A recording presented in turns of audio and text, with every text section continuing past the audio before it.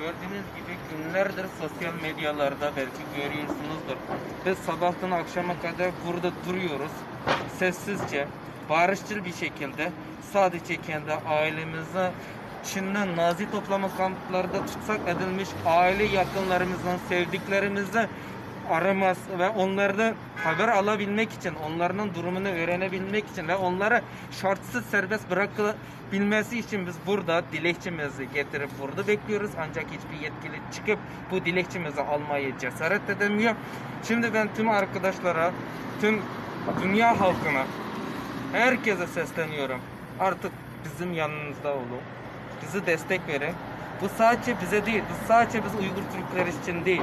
Kendiniz için, kendi geleceğiniz için, kendi evlatlarının geleceği için ses vermiş oluyorsunuz.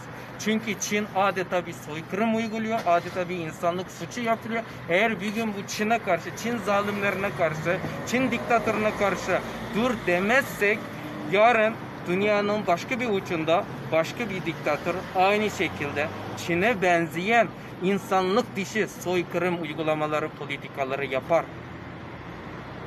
O yüzden arkadaşlar güzel geleceğimiz için bizim yanımızda durun, bize ses verin.